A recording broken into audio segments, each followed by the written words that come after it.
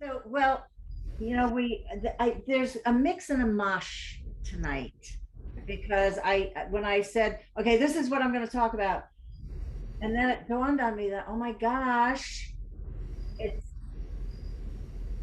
it really is a conglomeration of a whole bunch of things.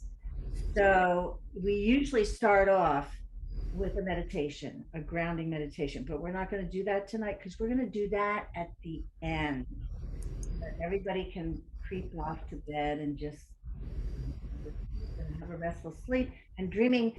So I'm going to, like I said before, we're not going to do the meditation. I do have a couple of announcements simply to say that our October speaker is a massage therapist and a registered Bach flower practitioner. And she's going to speak on Bach flowers. And I'm going to tell you about one Bach flower tonight because I think it is touching at a few things that I wanted to discuss. In December, we're going to have the astrology report. And in January, we have a speaker coming in to speak on compassionate inquiry.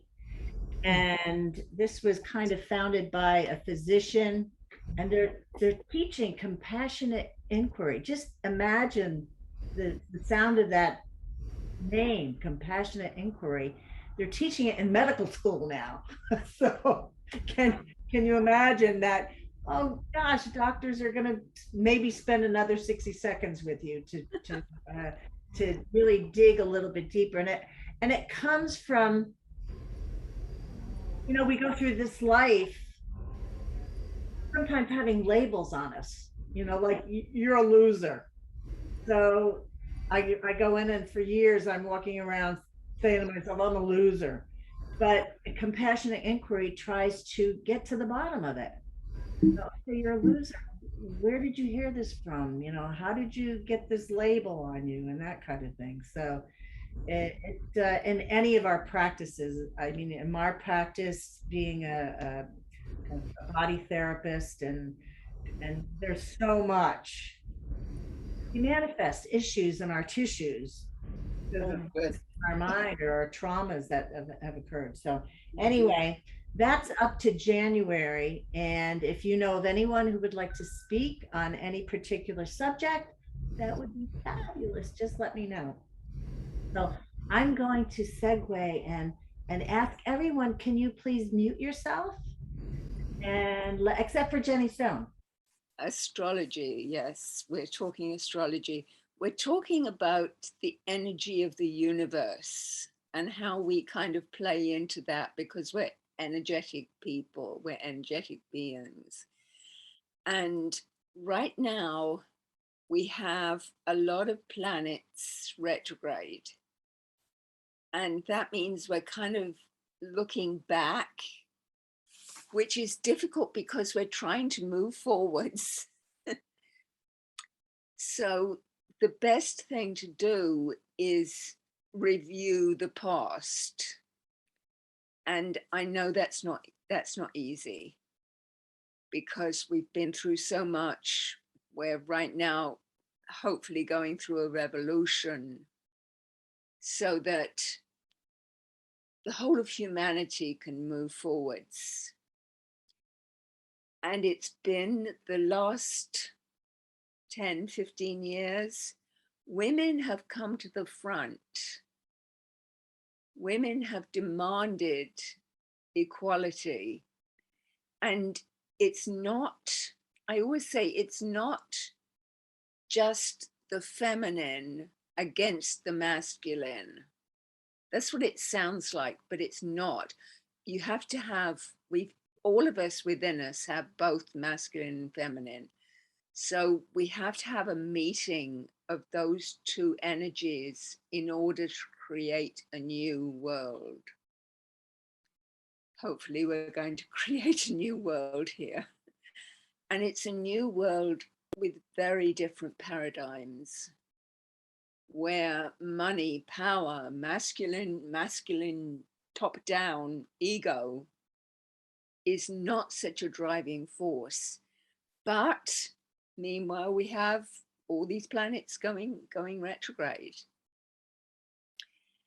However, there's good news and bad news.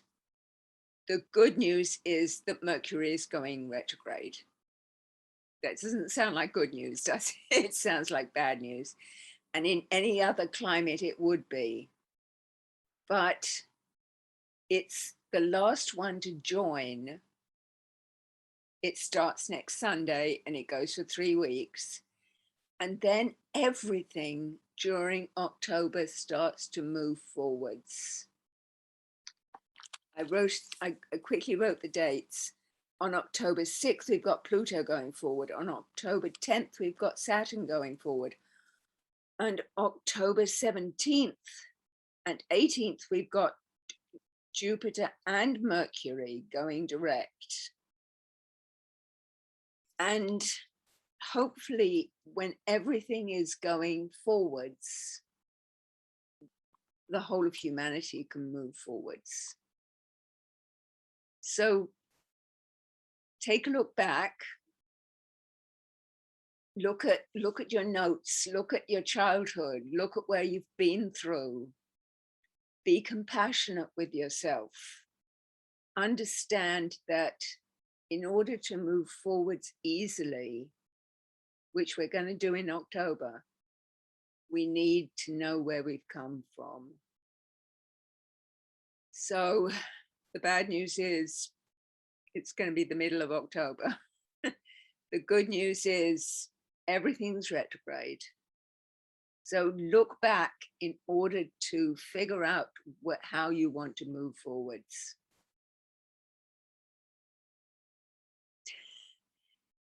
Thank you. Beautiful. Well, thank you, Jenny.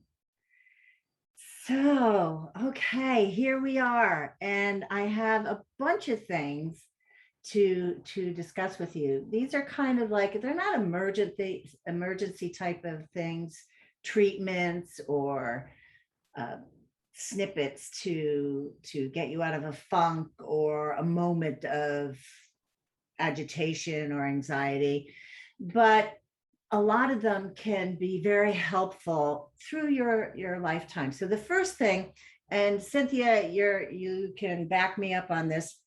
These are two of my favorite Qi Gong warm-ups. And I, in the email that I sent out today, you have a little handout that has a few of everything on here, except for the meditation. And at the very back of it, I have the links for websites that will be helpful to talk about stretches at the computer, chakras, breath work, all of that. So the first thing I want to do is, now that everybody's comfortable, I want you to stand up and give yourself a little space, because we're going to just swing our arms and we're going to tap our chest. Just let your arms go freely. Yeah. And swing the top of your chest away from your hips. Now you're going to tap up on the top of your shoulder. And make a gentle fist, not a tight fist, but a gentle fist. So what you're tapping in the front, you should be tapping in the back. Now bring your arms down. And this is beginning to open up your kidney energy and opening up any stagnant energy that's in your body. Now this is my all-time favorite one. You might be feeling your body buzzing a little bit, but this one is my favorite one that I get the old folks in the assisted living places where I go into and teach Tai Chi.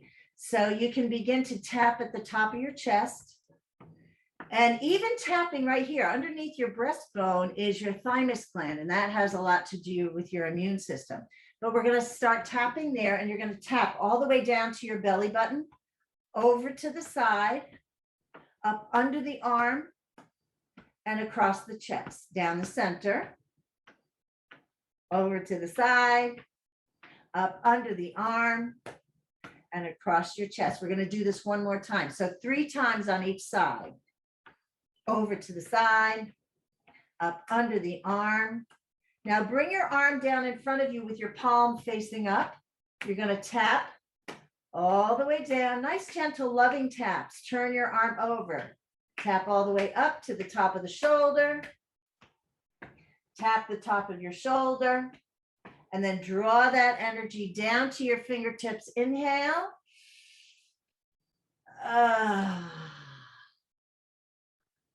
Other hand gently tapping down the center. Over to the side. Up under the arm and across the chest. Down the center. Over to the side. Up under the arm and across the chest. Down the center. Over to the side. Up under the arm. Bring your arm down in front of you. Gently tapping, palm facing up, all the way down to your wrist. Turn your arms over. Tap all the way up to the top of the shoulder. And then draw the energy down to your fingertips. Inhale.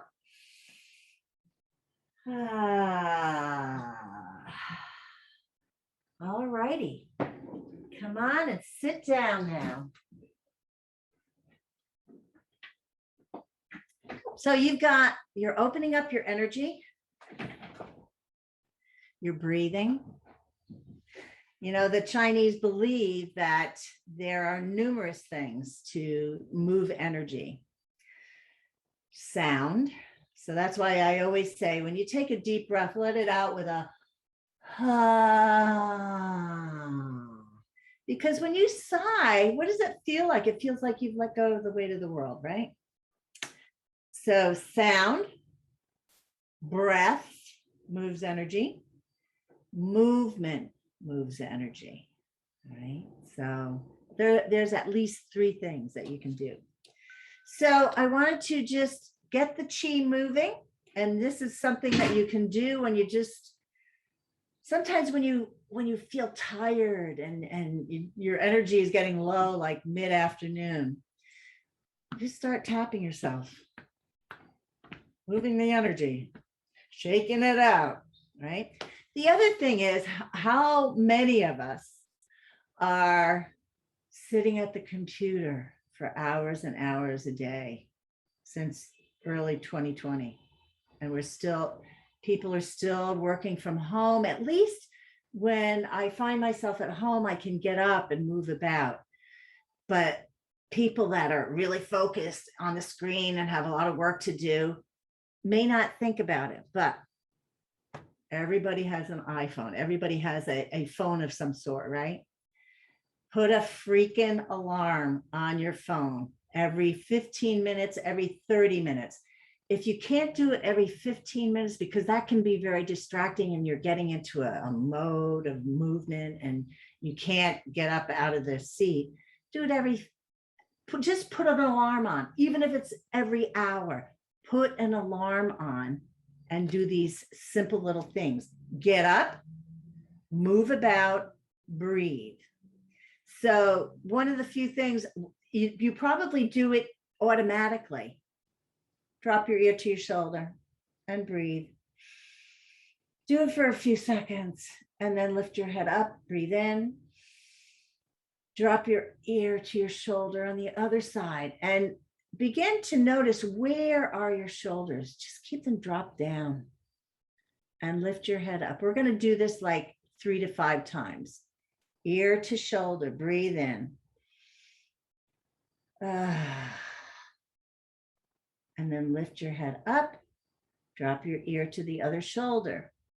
And you can feel, sometimes I can hear crackling and it's like, oh my God, what is that? It's the nastiness that's getting out of me. Lift your head up one more time on each side, ear to shoulder. And breathe. And then lift your head up, ear to the other shoulder. Make sure your shoulder is not going with your head, right? And lift your head up. Okay, now here's another simple one. Drop your ear to your shoulder, breathe in. And as you exhale, drop your chin to your chest. Now circle slowly all the way around. Bring the head around to the other shoulder. Now hold on to your chair because I don't want your body to be moving. This is just your head. Drop your head to the back. Now to the side. And I always tell my old folks, if you get dizzy, stop right away. Circle your head around, breathing in and out.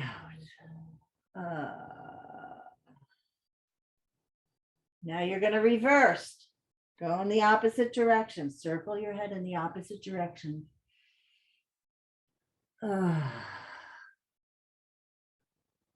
Breathing in and breathing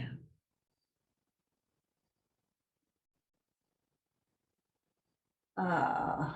All right, now lift your head up. Take a deep breath in. Lift your arms up and exhale. Whew. All righty. Now this is very simple. Even when you're sitting in your chair, grab a hold of the chair bottom, okay? Not the bottom, but the chair seat. And grab a hold of it. We're going to do a simple cat and cow, or cat and dog, whatever you want to be doing, cat, cow, cat and dog. But you're going to drop your chin to your chest, pull your belly in, and stretch your spine out toward the back of the chair. Now inhale, pull yourself forward, drop your head to the back, and curve your back. Now exhale, drop your chin to your chest, pull the belly in, curve your back outwards. And inhale, pull yourself forward and drop your head to the back. Now exhale, drop your chin to your chest.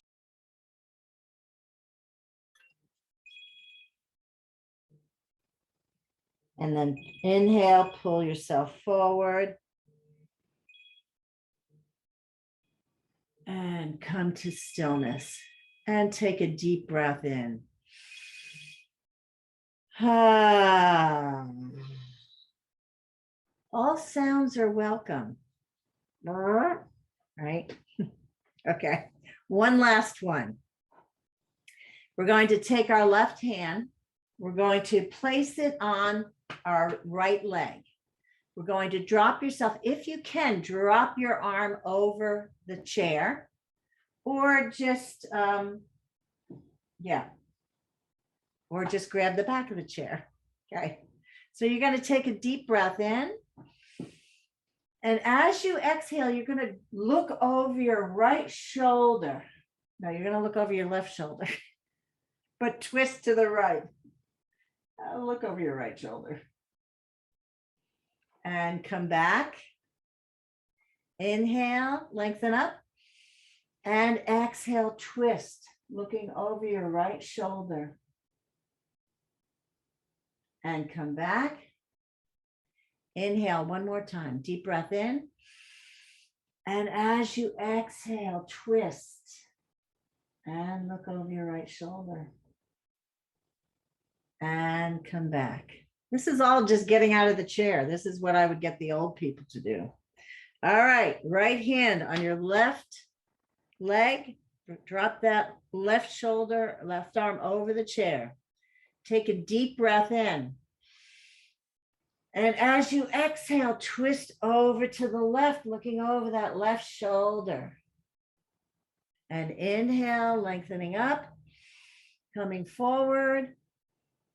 And exhale, twist, looking over that left shoulder. Inhale, lengthening up to the front. And exhale, twist, looking over that left shoulder. Come back, inhale. Twist, looking over that left shoulder. And come back, release that arm. Do a little cat and cow again. Pull up forward, drop your head to the back, arch your back. Drop your chin to your chest. So you're rocking your pelvis as well.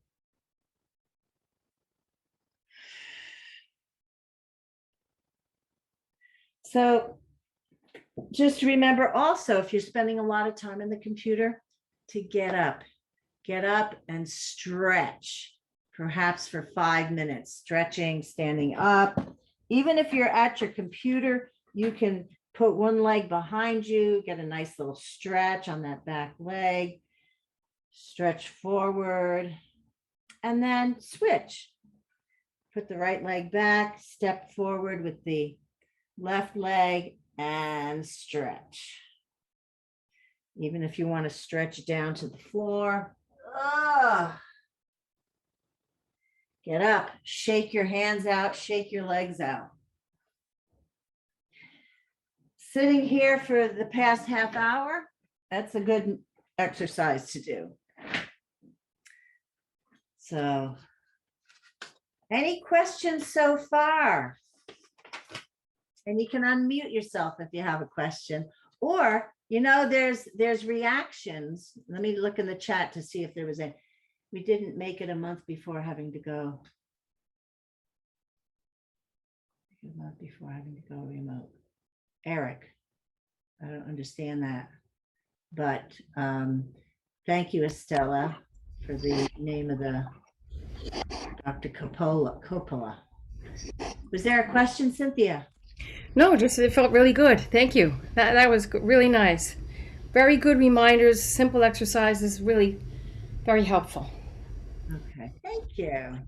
Eric, I see you're back. I wasn't seeing you, but you're mentioned something on the chat. We didn't make it a month before having to go remote. What was that reference to? School. So we didn't require vaccines here.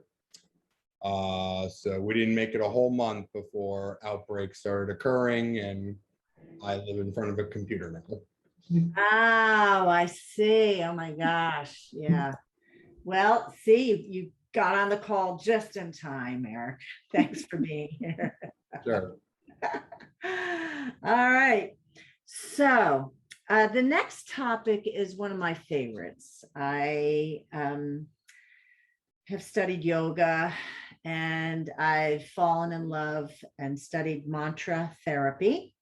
And mantra therapy is, well, mantras, they say that our first perception of sound is in the womb, in utero. And it's almost as early as 16 weeks. So sound traveling through water is even more profound than hearing it in the air.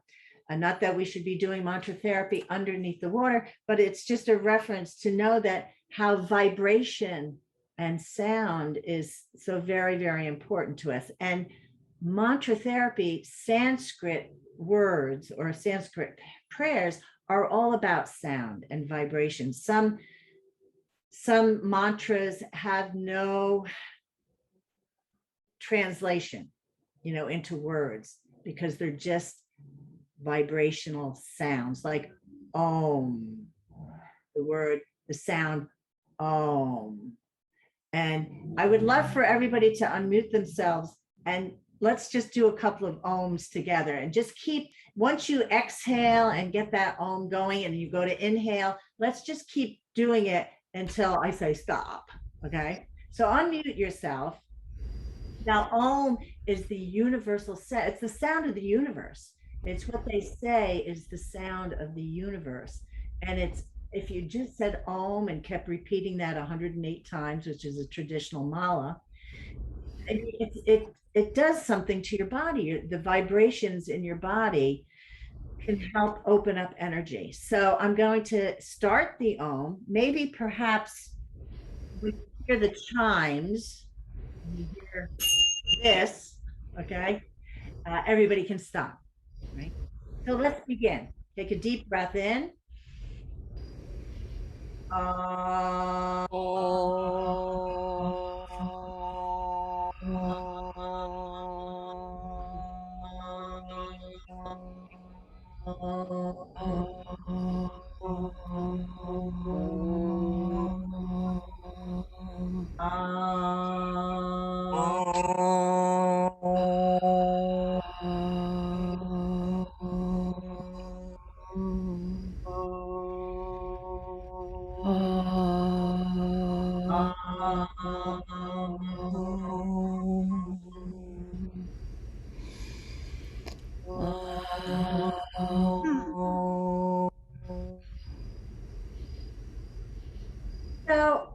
love to hear from everybody, as we only did like 3 ohms, but I would love to hear from everyone as to how was your body feeling? Were you feeling any vibrations in your physical body? See Eric rubbing his chest. I definitely felt it. You didn't feel it? No, I did. You did. I could definitely feel the energy flowing. Beautiful, beautiful. I felt it in this area, my throat area, but what I notice is that I don't seem to have a very long breath. So there's something about the stamina or the practice that would allow, I guess, for an extended ohm tone that I don't have yet, or that didn't work on developing. Well, there's always time. Mm-hmm. Yeah. It seemed to me that we were all about the same amount of time. I didn't hear a lot of overlaps, which intrigues me. You know, we were all like maybe 12 or 15 seconds, and that was about it. So, it's interesting. So I'm going to go through the chakras and give you, if I know that Cynthia doesn't have a Word documents, but if you need for me to put it into a Google Doc. Oh, I hate. You do? You hate that? Rewind. I don't hate Google. I don't hate Google Docs. I just want to copy and paste it into an email from me, or attachment, anything. I would appreciate it. Or PDF. Friendly. A PDF? Yeah, a PDF. PDF, yeah, that would work. Oh, okay, very good. Thank you. I can do that if you weren't able to open this up. But I've given you the 7 chakras, their colors, and what they essentially mean. And chakras are essentially energy vortexes. They go from the very tip of your sacral chakra all the way up to the crown of your head. 7. So the first root chakra, the color is red, and that first chakra, which I know very well, my first chakra and I have been friends for many years, and we've been working together a lot. Because it's all about safety and security, you know, money. And so that color is red, and the sound is lam. So that's another one and all of these sounds, these are called Bija sounds, Bija Mantras, and they're just little words. And you can say them by themselves. And I have found in doing healing work that sometimes, like with Reiki, you can go over the body. And if I feel like there's a chakra that needs some work, I will start chanting to myself, unless I have the permission of the person I'm working on, because I'll usually say, may I say, do a mantra. And so I'll go like lam, lam, lam, lam, and keep repeating it over and over again. So that's the first chakra anyway. And so you can say each one individually, or you can go through all 7 of them and make it into a prayer, like you're opening up your chakras. So the second one, the first one is the root chakra. The second is the sacral chakra. And that sound is vam, vam, vam. And the color is orange. And that's all about pleasure and creativity or creation. And it's not just about sexual pleasure, but it's the pleasure and the sound of a song, or looking at a piece of art, or reading a story. So, and creativity, opening up that area to create that piece of artwork, or create that song, or write that book. So that's your sacral chakra. And then there's the solar plexus. Okay, we know that. That's our gut area. And that sound is ram, ram, ram. and the color is yellow. And that solar plexus, that third chakra, is all about the self. It's self-love, self-respect, self-esteem, and about your willpower, who you are coming into this life and walking through this life. So that's Ram. Then we come up to the heart chakra. That color is green. And the heart sound is yam, yam, yam. And that's all about love. It's all about giving love and receiving love. There are some, there's so many things that we manifest in our life, but there's an area, when you think about chakras, they go all the way around. And this area of the body also includes the shoulders. When someone is so depleted in that heart chakra, they can't only give love, they can't receive it either. And they often, if you've ever come into someone to give them a hug and their arms are at their side, okay, they can't, those people are so damaged, let's say, that they can't lift their arms up to caress anyone. It's so sad. I don't know if you've ever run into anybody like that, but they're out there. So it's about receiving love and giving love. Then there's the throat chakra. That color of the throat chakra is sky blue. And that's all about speaking the truth, speaking your truth, being open here in this area. These people might have thyroid problems or throat problems, having difficulty swallowing, that kind of thing. And that sound is hum, like ham, hum. Then there's the third eye. We come up to the third eye, and that color is indigo blue, a dark blue. This is all about wisdom and knowledge and mysticism. And that sound is Om. And then we get to the crown chakra. And that color is, right here. That color is pure white or golden yellow. But it's very pure. And it's all, talk about pure, it's all about bliss. It's pure bliss.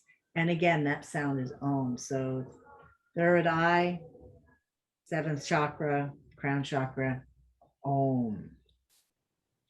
So I need to get a little drink of water here, if you'll excuse me. But I wanted to give you a couple of my favorite mantras. And one moment, please.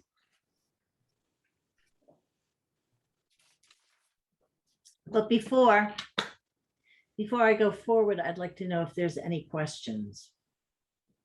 There's chanting, there's chanting, there's who did we have years ago when we were still at the East Shell Center? Jane, she had a harmonium and we did singing, chanting of the mantras. Jane, her name is Jane. Jane Skolnick. So, yeah. Yes.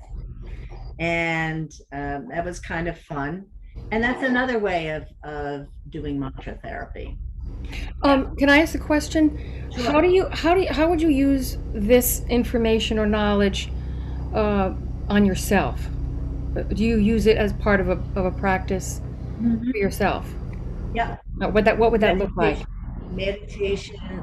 Well, my practice is sitting on my cushion. I'm a cushion whore. I could sit on my cushion for hours at a time because it's just, I guess it's, what am I doing? I'm sitting on that root chakra and making myself feel safe. And so my practice in the morning is to get up, breathe, do some alternate nostril breathing, and begin to do my mala. And I'll do several different malas. I have very special prayers that I like to say, and most of them are really to help me to be a good person and the best person I can be. But also I can do mantras to help people if they're ill. There's prayers to say for people who are ill. There are prayers to say for people who are dying, and to kind of get them through that whole process. So yeah, like this one mantra that I'm offering you is Aham Prema. Aham Prema. And it means I am divine love. So imagine, um, malas are, I should probably just go and get my mala. How do you spell that? Aham. The second word is prema. Aham means I am, and No. prem means divine love. So it's Aham Prema. So this is a mala. This was given to me in my yoga teacher training. Mala. Aham Prema. Yeah, P-R. but mala. Oh, mala. M-A-L-A. Yes. Okay. 108 beads. And they say that, you could say mantras out loud, but as you begin to learn them a little bit more, they say that saying them even without moving your lips is more profound.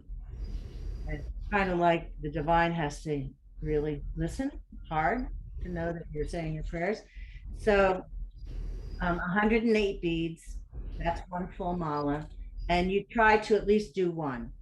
And if you read some of the books, my teacher is Thomas Ashley Ferrand, who died in 2010. But he's written several books. I don't have the books. Maybe I should have had them here, but I can always refer them to you if you ask me to. And there's a certain number of prayers that you pray that all of a sudden it'll be like, oh, things have changed. My vision is clearer. My head is clearer. It's like after you do so many prayers, like 50,000 prayers in a year or something. But anyway, did I answer your question, Cynthia? Yes. Yeah, Yes, thank you. you can just sit down and say some prayers, and I'm going to give you a couple of them just by saying, I am divine love. I am divine love. It begins to get into your tissues.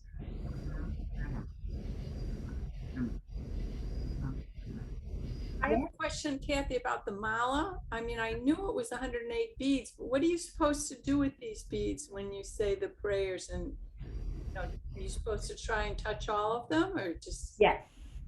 So you have this main spirit bead here. That I don't know if you can see it because my mala has broken so many times.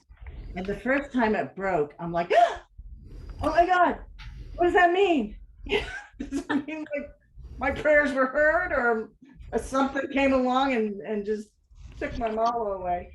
But there's this spirit bead that is supposedly gathers all the prayers right here.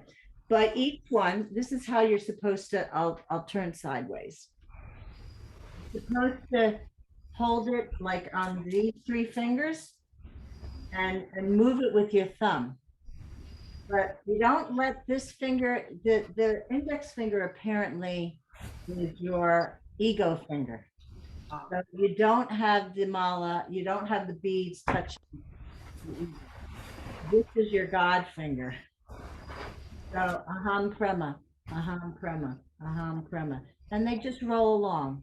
Aham Prema, Aham Prema, Aham Prema, Aham Prema. And after, it's very soothing. It's very comforting. It's the most, and they say also that the best time to do your mantras is before it gets light out, like in between the darkness and the light, because apparently that's when all the spirits are kind of around and hovering, and also into the evening, just at dusk. You can say them all day long if you want. So Aham Prema, I am divine love. Aham Prema. The other one you may have heard is Om Mani Padme Om. Om Mani Padme Om. And this is a well-known mantra, which means the light is in the lotus, or the energy is within the lotus. Love is within the lotus, and it pretty much means that all of the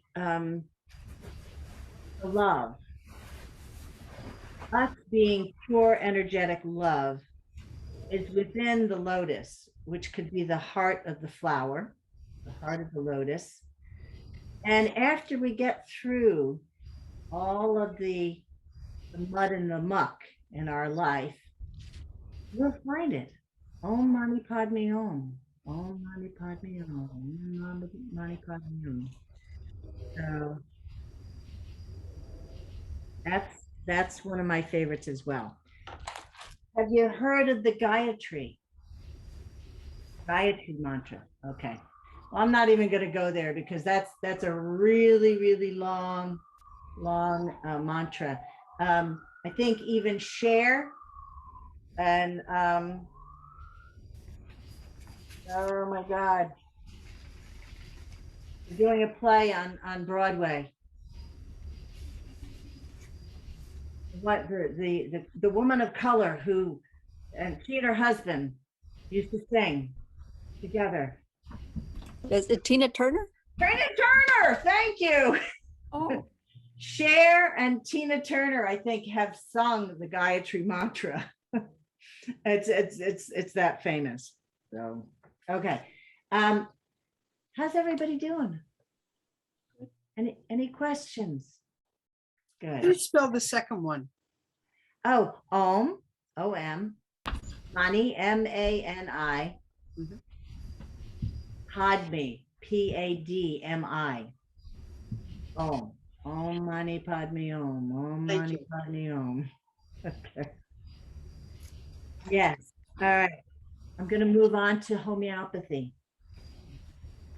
There's a few things. Anybody know anything about homeopathy? Likes, cure, likes. Likes, cure, likes. In the most minute amount of solution. It's ridiculous. But the one thing, okay, let's take the onion. We cut the onion up. And what happens? Our eyes begin to tear. So what do you think? What family of plant do you think would be most beneficial during allergy season? Family. The onion family. Likes, cure, likes. So I'm just going to Alums.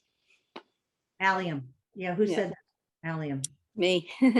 Bella? Yeah, I studied some homeopathy for a while, while my kids were growing up.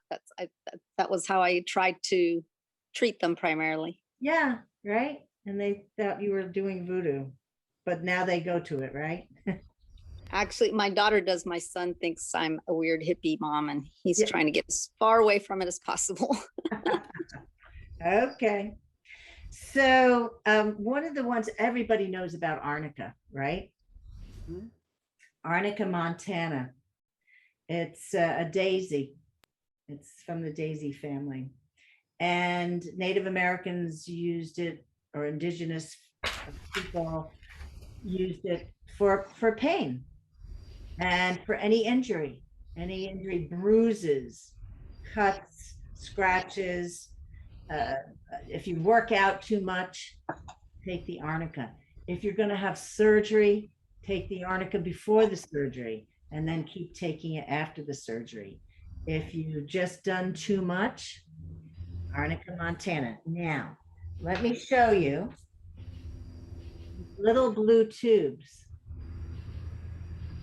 That this is not Arnica, because this is Arnica.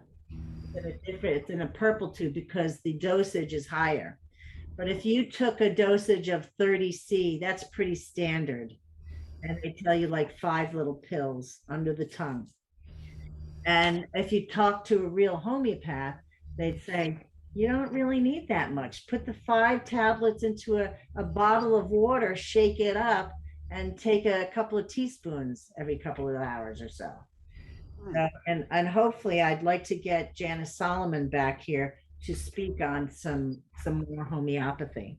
You know what else Arnica is good for is to take it before you go to the dentist. Mm. Yeah. And I've had a lot of dental work, but the one that I take, did I talk about Hypericum? Yes, I did. Okay. Definitely Arnica. And then I take Hypericum. Hypericum is for nerve pain. Any dental surgery, any like if people with amputations and they get phantom pain, like if they had pain in their leg and they had to have it amputated, and they get, or for toothaches after dental surgery, root canals. So that's Hypericum, and that's on your sheet as well. But here's a cool one, Apis. Apis is bee venom.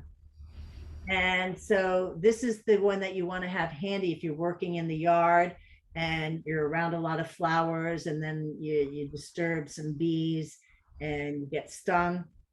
You want to take the Apis. And that's, they say that most beekeepers make sure that they have Apis on hand. So anything that's burning and stinging. Now, anybody here suffer from cold sores? How about herpes simplex, herpes, around, well, that is a herpes. What's the other one that you get, older people get it? Shingles. Shingles. If you've ever had shingles, you want to make sure that you have Rhus toxidendrum on hand. And that's for, Rhus toxidendrum is poison ivy. So what happens when you get poison ivy is you get blistery skin, right? So anything that has a blister on it, you can use the Rhus toxidendrum for. And any kind of pain, and they also say for rheumatism or myalgia, muscle pain, fibromyalgia. Alrighty, now we're doing good. It's almost 8 o'clock. All right. So I'm going to move on. Does anybody have any homeopathy stories that they want to share?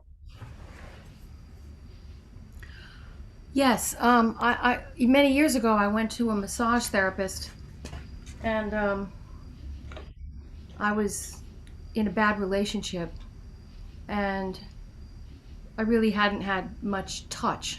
So I finally went to this massage therapist, and the fact that she touched me so tenderly, it was completely overwhelming. I was crying and sobbing. And she let that go on for a little bit, but then she took out this homeopathy, this magic little couple of drops under the tongue. And I went, oh, calm me right down, really to a deep calm, really understanding. Oh, I've been feeling a lack of touch, and this really touched me so much. But what was the one that you just said, the first one's for calming? For Arnica? Arnica, yeah. Yeah, Arnica did it. So it was wonderful. Yeah, I don't think you mentioned it, but there's a vibrational element to this kind of treatment, correct? Mm-hmm. Because in a way it sounds like you're making like a different parallels, that if this plant causes this, it's similar to this. It just seems kind of like far out in a way, and it's hard to understand what the mechanics of it are. But is it because there are certain vibrations that relate to a plant that does this, relating to an illness that does this? You understand my question? How do you understand the vibrational nature of how homeopathy works? Maybe it's too big a question for this. I think it is, but I don't know if you've ever gone for a homeopathic consultation. They watch what you're doing, and they watch you, they listen to you, they look at you. And I distinctly remember, you know, like my life is like so crazy, and she would say, what is this? You know, and it's like swirling and swirling. And this is when they start looking for your, what they refer to as your constitutional remedy. Like, this is your remedy. And I went to this homeopath because I was, if you remember East Chelsea Center, it was on the top floor, and it had a back door that you could go out onto the steps going down several flights.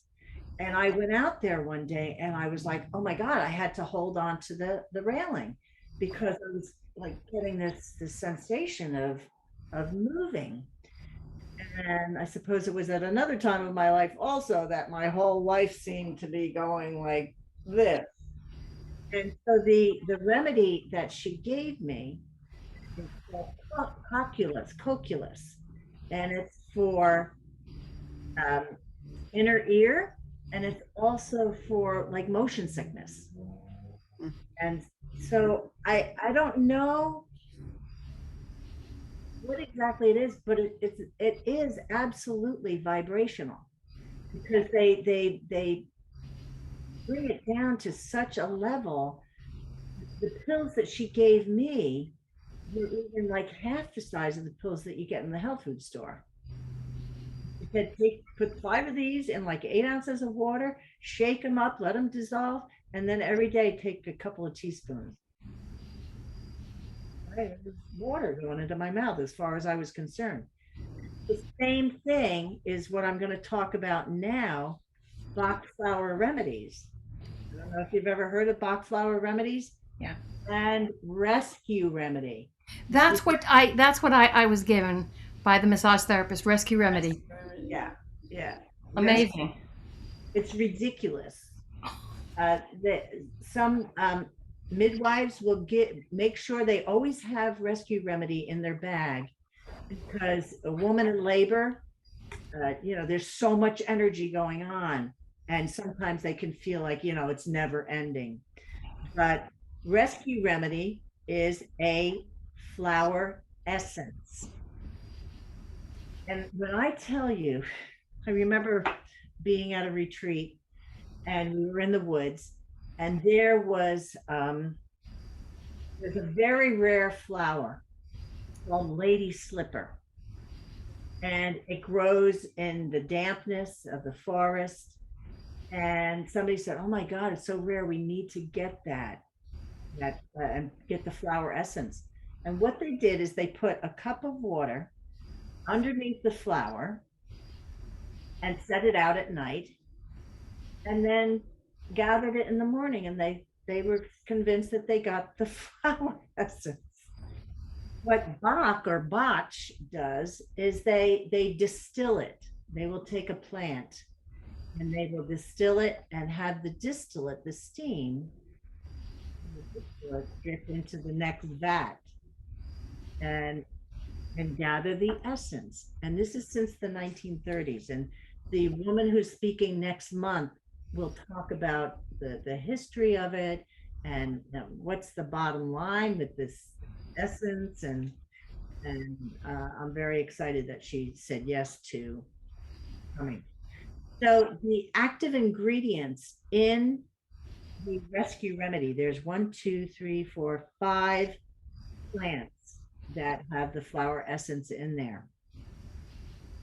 And the first one is rock rose. And I'm gonna ask everybody to put themselves on mute, because I keep hearing a hissing sound. Beautiful, thank you. The first one is rock rose. And rock rose is all about courage and presence of mind. And why would you take this? When the work that I do And like Cynthia said, she was weeping and crying, and she was having an emotional breakthrough, is what my profession calls it, an emotional breakthrough, that there's so much pent up and so much stuck that just touching the body can be very emotional. So I always have this on hand because, like the massage therapist for Cynthia, I will put a few drops underneath the person's tongue if they're like, when you get to that state when you can hardly take a breath, like you can hardly take a breath. So this is the time you put the rescue remedy under the tongue for emergencies, for shock, for accidents, bad news, losing your job, COVID pandemic, living on rescue remedy. All right, so rock rose is for courage and presence of mind. Clematis is a plant, you might be familiar with it. It's like a vine, and it's a very pretty flower. And this is for focus when you're ungrounded, and the clematis climbs, it goes higher and higher and higher. So the clematis is for focus when ungrounded. Impatience, what do you think impatience might be used for? Impatience, patience with problems and people. And then cherry plum. Cherry plum is for a balanced mind when losing control. When you're just feeling out of control, you want to take cherry plum. And then Star of Bethlehem is for shock. Star of Bethlehem is supposed to soften the impact of the shock, like when you're giving birth or even having surgery or accidents or anything like that. So they say that the use for rescue remedy is it's used for occasional stress. So sometimes when you just feel like, yeah. I take, I have a bottle, don't have it here with me right now, but I have a cup, a conglomeration of like 4 different things. And one of them is elm. And elm is for being overwhelmed. So elm is in that word, overwhelm. It's brilliant. It's so very subtle. So very subtle, but it's kind of like, geez, that occurred and I'm not losing my shit, So, oh, sorry. Okay, now we got a few more minutes, not even a few more minutes, we've got more than that, but I wanted to tell you about the Arvigo technique of Maya abdominal therapy, and I'm going to give you a little preview. I'm hopefully going to be doing a 4-hour class at the end of October or early November, which I will invite you all to because I have all of your emails. And it'll be virtual, so you don't have to come face to face. But the work that I do is, the brilliance about it is I teach you how to do the massage, and I'm going to teach you pretty much how to do that tonight. Very simply, that 4-hour class is going to give you anatomy and physiology of what's up here and what's down there in the pelvic bowl, and what's the big deal about doing this massage. But it's all about circulation, moving the arterial and venous flow, moving the lymph, moving energy. And again, it's also about touching yourself and this idea of self-care. Look, I can see myself do air quotes, self-care. So I'm going to stand up, and I'm going to have to get far enough away. So I'm going to tuck this, maybe tuck this into my pants so you can see my belly a little bit. Okay. This is my groin right here. This is my pubic bone. I'm going to bring my hands like a butterfly. I'm going to tuck my thumbs underneath, bring my 8 fingers together and one hand on top of the other. And why would I want to be doing this in the pelvic bowl? Oh, is it all about women? No, it's not all about women. Men have bladders, men have prostates, men have testicles and penises that I'm working on the spider web network of the body. And so when you work on that, you're stretching and pulling. I don't want you to lose my face. You're stretching and pulling on your tissues that are going to have an effect elsewhere. If you're working on the gut, you're stretching and pulling that network, that spider web network, that is you might feel sensations. You know where when sometimes you get a little stick here and you feel it in the other shoulder? That's all fascial and energetic connections. So we're working on that level. We're working on the physical plane. We're working on the energetic plane. We're working on the emotional plane. We're working on the soul plane, the spiritual aspect of your whole self. So, okay, I'm coming back to my pelvic bowl, but you can start at the top or you can start at the bottom. So I've got my little butterfly here. I bring my 8 fingers together, one hand on top of the other, and I'm putting them right on my pubic bone. So I'm going to take a deep breath in. And as I exhale, I'm softening my belly. So I'm going to pull my hands up to my belly button. I'm going to release, come back to the pubic bone and stroke up to the belly button. And again, I'm going to inhale. And as I exhale, I'm going to stroke up to the belly button. Now I'm standing up. You can do this at bedtime or laying down where your belly will be softer. I'm going to come over to my right side and I'm going to come into the groin, but there's this big ropey thing here, and that's called the inguinal ligament. I want to get just medial to it. So I'm coming in towards the center of my body. So I'm going to sink my hands in and I'm going to come diagonally to the center of my body with the breath if you choose. Take a deep breath in, sink into the soft tissue. And as you exhale, come to the center. One more time, deep breath in. And as you exhale, come to the center. I'm going to come over to the other groin. Sink into the soft tissue. Sink in and stroke. Sink in to the soft tissue. Stroke diagonally. Sink in and stroke diagonally. So you're going to do 30 of those. And the beauty of this is that, oh my God, you're doing something so nice and loving. And I always ask or tell my clients, you're loving up this tummy temple and you're doing it with love and compassion. And I always like to throw in the word forgiveness. So stroking up in the center, stroking from the side, and nice and loving. Love that tummy temple. And to the side. You're going to do a total of 30 strokes.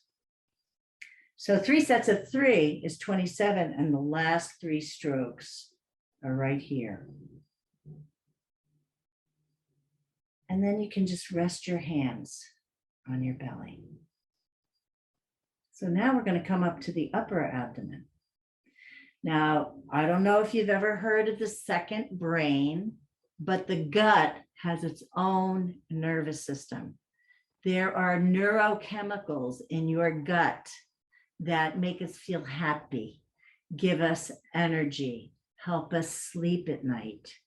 And they're all right here. There's more. If you've heard of the neurochemical serotonin, that makes us feel happy and love and all things are good.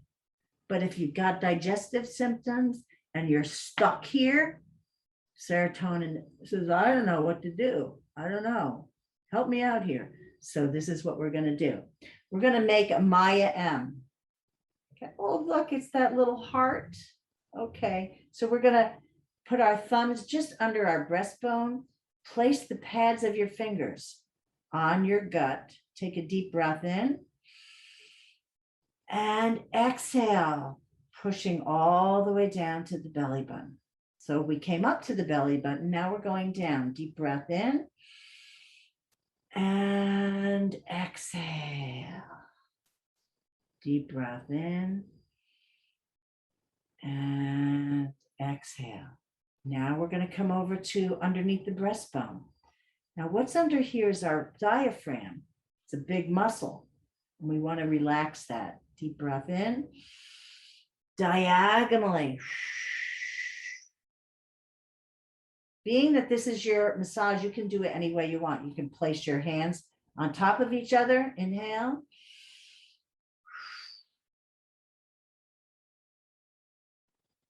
Inhale.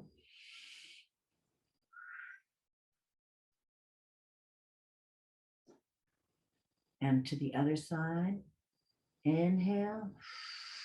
When you exhale, you're softening the belly. You're supporting the liver, you're supporting the stomach, you're supporting the spleen, the pancreas, the gallbladder.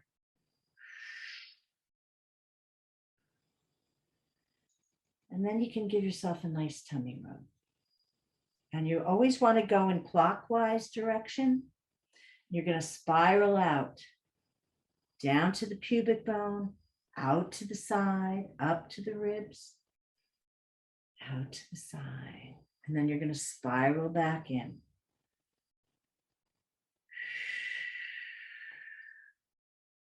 You know, if your mother or your grandmother ever used to rub your tummy, it's just self-love, self-care, self-love.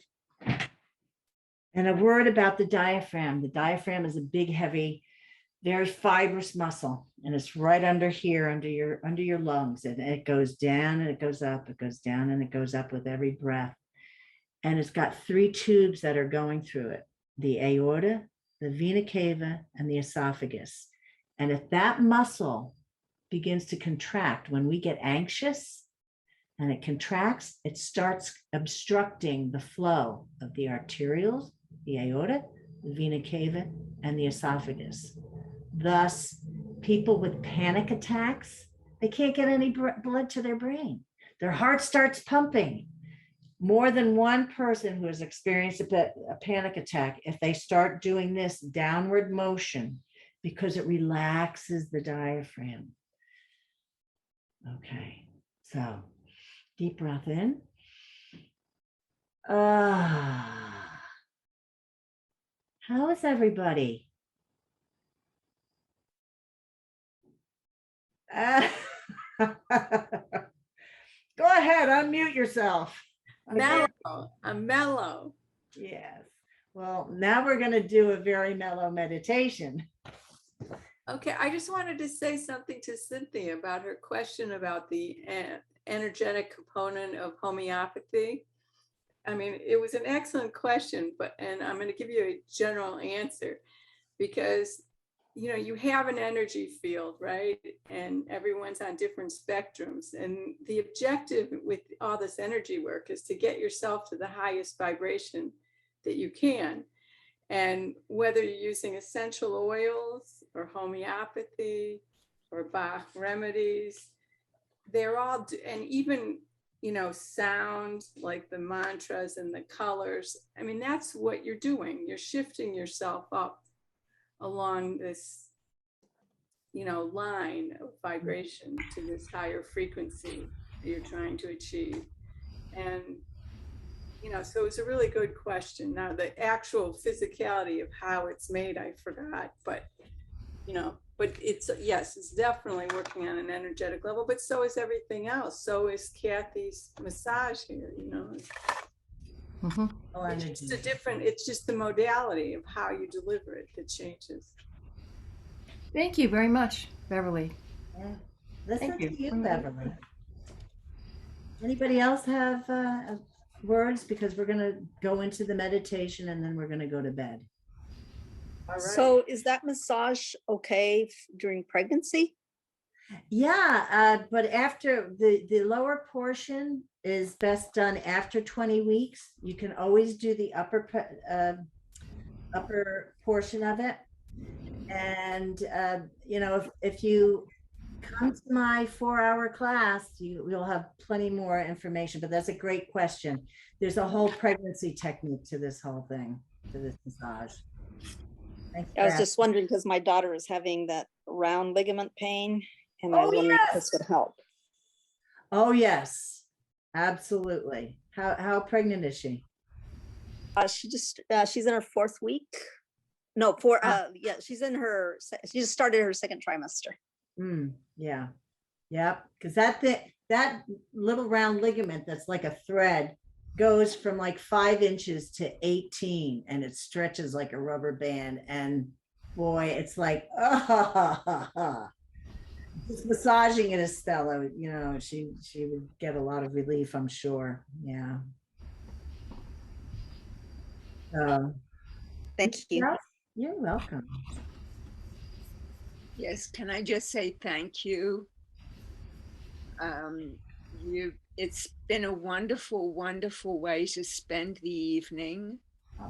And I'm going to watch this many times over. You're going to stay for the meditation, Jenny? You're a good teacher. Oh, thanks. All right. Anybody else? Because we will go into the meditation and then we are done. Ready? I just want to say, I second Jenny's opinion. Good teacher. Thank you. Thank you. Yeah, I also want to say that you've covered so many topics and given us the highlights so that we have a better understanding. Really appreciate that. Very nice. Yeah. Thank you.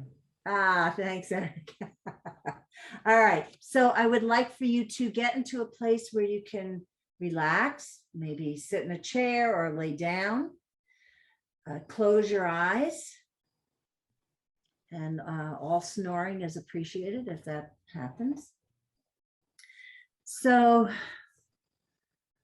yeah, close your eyes. Start by closing your eyes. Dropping your shoulders down, finding that place of relaxation. And begin to bring your awareness to your breath. Just let that breath come in and out. Don't change it in any way. And begin to imagine a beam of light entering through the crown of your head, through your 7th chakra, but allow that light to go down directly through the central channel, the central channel, parallel to your spine, all the way down to the root chakra, that 1st chakra. And then once you reach that 1st chakra, imagine this light is now red and it envelops that 1st chakra. And begin to breathe deep with your attention placed on that area where this 1st chakra is located. And imagine that the air that you're inhaling and exhaling is red. And visualize how this chakra releases the stagnating energies and it begins to clear. That area of safety and security is vibrant right now. So breathe it in.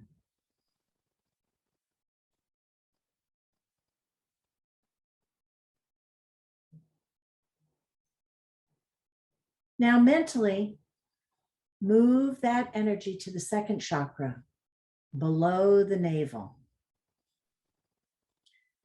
And that color is now orange. This is the area of creation and pleasure. So clear it, unlock it, and make it spin. And breathe that orange color, that orange energy in through your nose and out. And notice it's spiraling through that 2nd chakra. So breathe it in.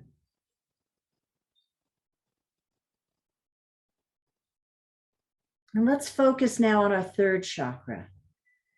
It's yellow. And allow the intensity of the color to grow in that third chakra until you feel its vibrations in every part of your body.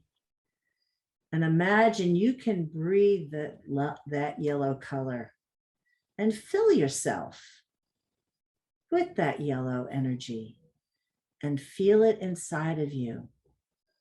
Its clarity and widespread awareness that makes you strong and confident. That's your area of self-esteem and self-love and your willpower. So feel that energy surrounding you and breathe it in.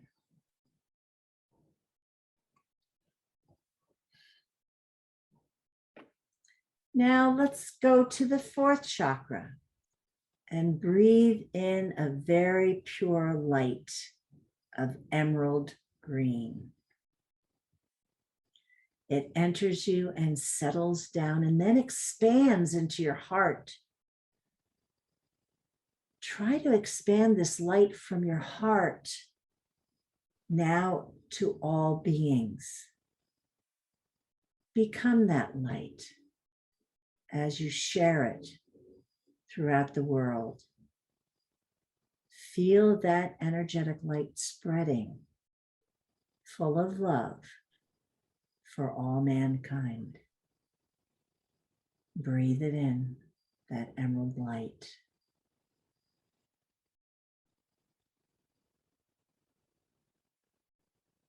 So let's focus now on our fifth chakra. Think about a blue sky or the sea, the blue ocean.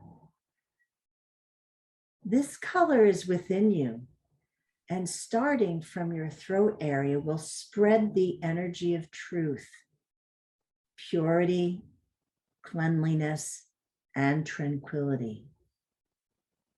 See it, feel it, and inhale it. Just breathe it in.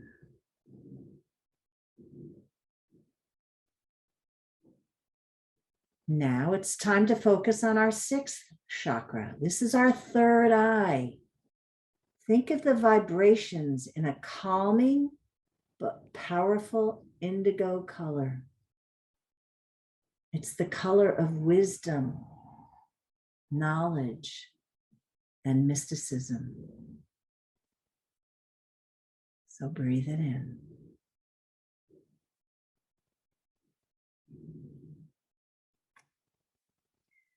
Finally, bring the energy to the crown chakra, to the seventh chakra. See a bright white energy spiraling around this area and visualize how the light clears and unlocks this last chakra. Breathe it in. And let your breath continue to breathe you.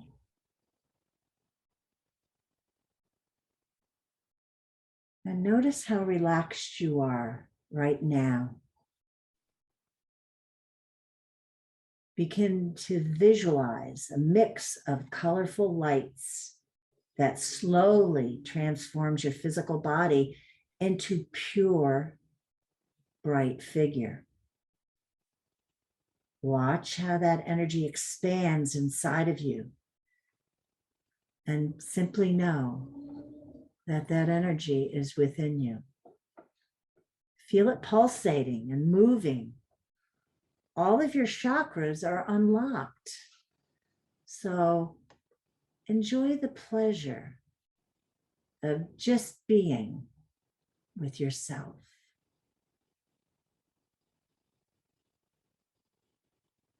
Now take a deep breath into your nose and exhale out of your mouth with a long sigh.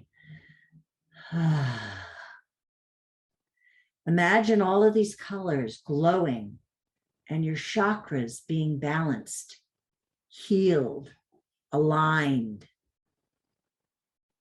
Put your palms together. Lift the corners of your mouth upward and seal this session with a namaste. Namaste.